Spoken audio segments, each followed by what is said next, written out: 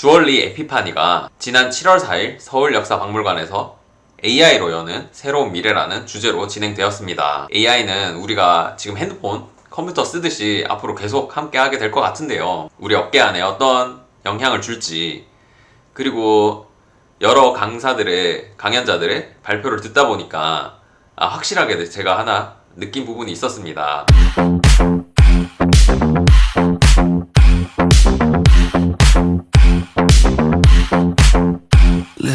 이미 많은 업체들 그리고 디자이너들 이 AI를 이용해서 기본적인 서치부터 디자인하는 과정, 아이디어, 마케팅 많은 부분에 지금 활용을 하고 있습니다. 일부에서는 김앤장 AI 센터 수석께서 발표를 해주셨고요.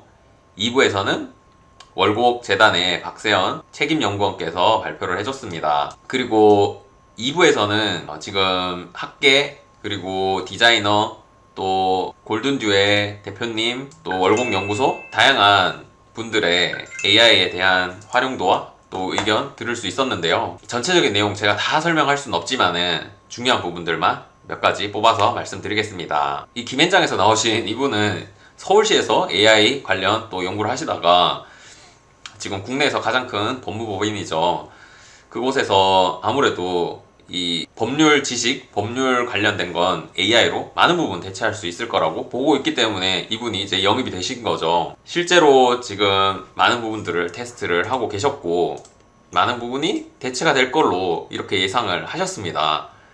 그런데 이분들의 이야기 중에서 지금 중요한 부분은 지금 자기들이 하고 있는 AI 주제는 당장 한두 달만 지나도 새로운 기술로 인해서 과거의 기술이 되어버리는 이런 상황이다. 그래서 자기들이 준비하고 진행하는 것들을 지금 얘기해봐야 또 시간이 금방 흘러서 옛날 얘기 돼버리니까 그거보다는 꼭 하고 싶은 얘기가 있는데 그게 바로 이게 사람을 100% 대체한다? 이렇게 생각하면 안 된다. AI는 사람을 대체하는 게 아니라 AI를 잘 사용하는 사람이 AI를 잘 못 사용하는 사람을 대체할 거다. 이런 얘기를 했습니다. 이게 주는 저는 임팩트가 확실히 있더라고요. 그래서 조금씩이라도 계속 이 적응력을 높여가야겠다. 어떤 업계든 이 적응력에 대해서 적응력이 떨어지면 대체될 수 있다. 이런 생각이 들었습니다. 그리고 두 번째 발표에서 저희 일반적인 이제 소비 지표들부터 주얼리와 관련된 내용들을 알려주셨는데 확실히 이제 순금 비중이 높아졌어요. 금 가격이 계속 오르다 보니까 여러분도 느끼시겠지만 주얼리 업계 안에서 이 순금 비중이 상당히 늘어났습니다. 그리고 예물은 계속적으로 줄어들고 있고요. 하지만 혼인 건수가 지금 반등을 하는 상황이다 보니까 다이아 주얼리는 많이 줄어도 이 커플링 이제 웨딩 주얼리에서 다이아를 제외한 부분은 조금씩 반등이 일어나고 있다. 이런 정보를 주셨습니다. 점점 예물 주얼리에 대한 사람들의 어떤 필요도가 꼭 필요하다 해서 조금씩은 줄어들고 있는 이런 현상도 우리가 볼 수 있고요. 그리고 제가 예전에도 명품과 관련해서 제가 정리한 내용 보시면 명품 주얼리 관련 비중이 사실상 거의 최대치에 다다랐다.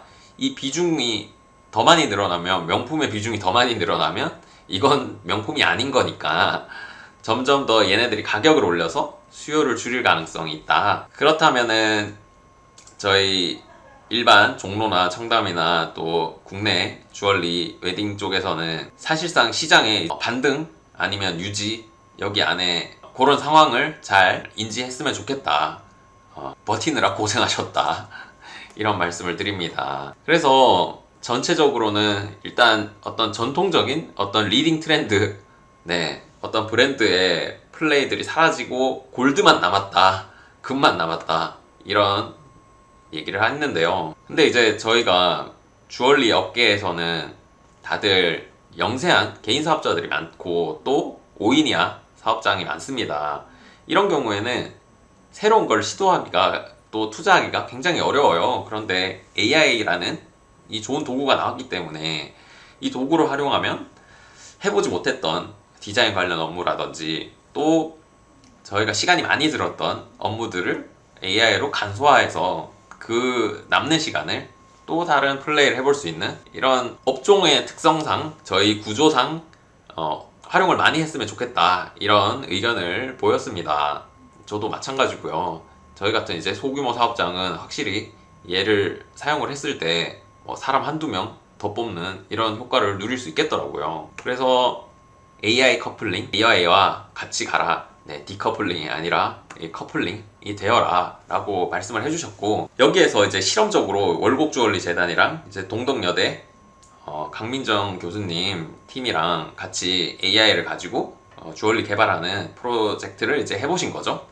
해보셨는데 확실히 디자인의 어떤 서치나 이런 부분들은 잘하고 또 원하는 방향으로 잘 만들어 가더라. 그런데 여기에서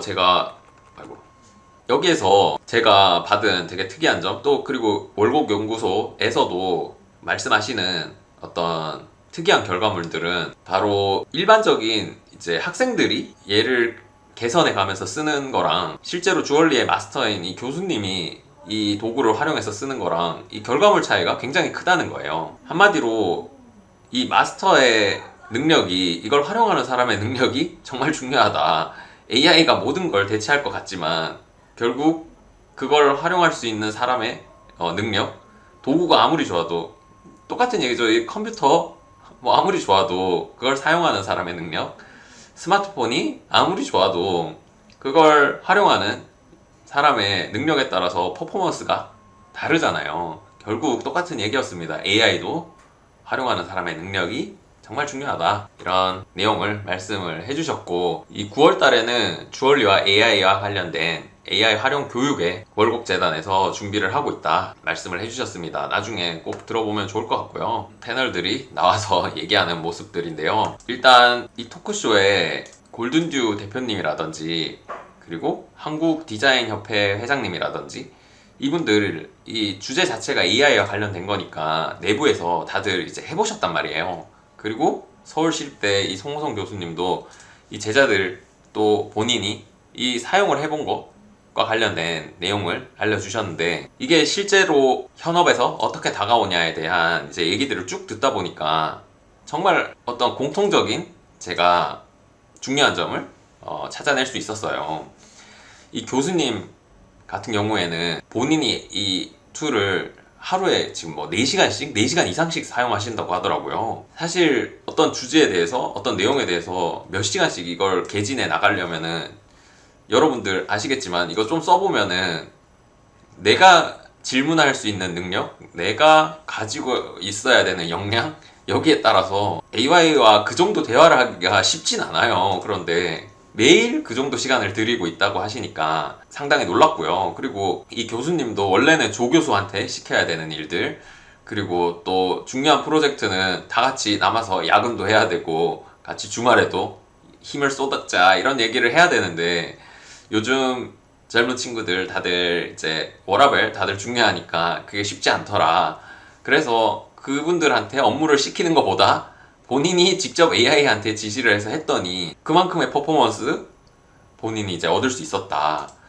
그래서 만족스러웠다, 이런 말씀을 이제 하셨고요. 그래서 그 동덕여대 교수님 디자인팀이 이제 활용을 했을 때 내용이랑 생각해보면 결국 이 마스터들이 활용도가 오히려 더 높다, 서브 역할 하시는 분들의 역할이 대체가 됐다, 이런 상황을 맞았었고요. 골든듀에서도 결국에는 이 최종적인 선택, 디테일한 부분은 이제 사람이 해야 되는 거고, 또 사람의 감성을 뛰어넘기는 아직은 어렵다.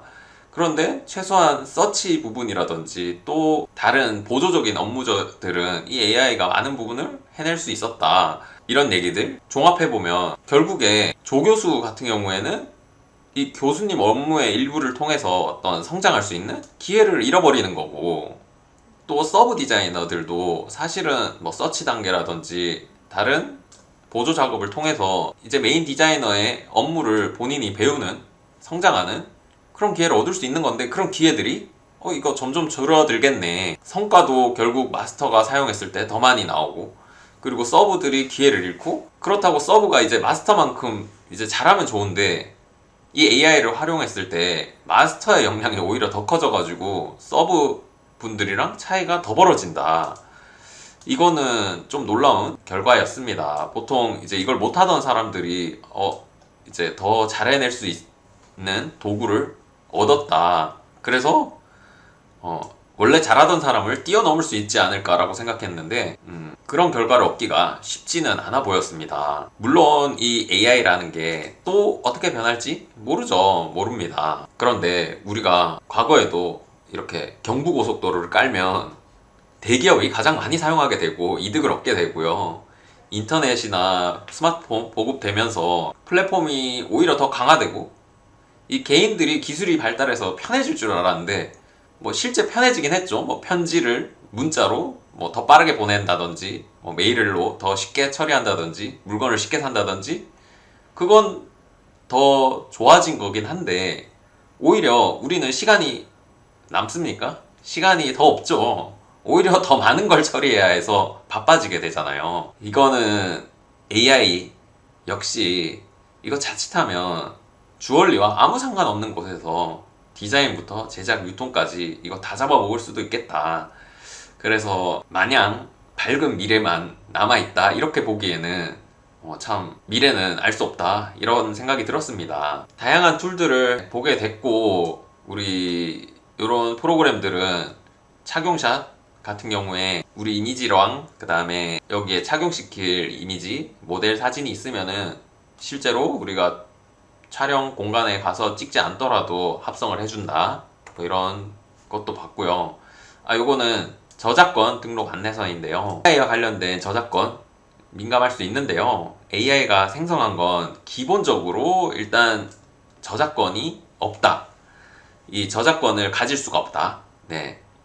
보통 AI는 실제로 있었던 어떤 내용들을 믹스해서 자기들이 쓰고 있기 때문에 이 AI가 생성한 걸 다 저작권을 줄 수는 없는 것 같습니다. 그래서 여기와 관련된 안내서가 나와 있으니까 요거를 또 보시기 바라고요. 네, 이렇게 두꺼운 책들도 이 AI로 간단하게 편집해서 PDF 파일로 활용을 하고 계시는 모습도 알려주셨고 좋은 시간이었고 유익한 시간이었습니다. 김현장 센터장님이 말씀하신 이 내용 다시 한번 더 보시면서 우리가 이 앞으로 어떻게 대비해야 될지 한번 생각해 봤으면 좋겠습니다.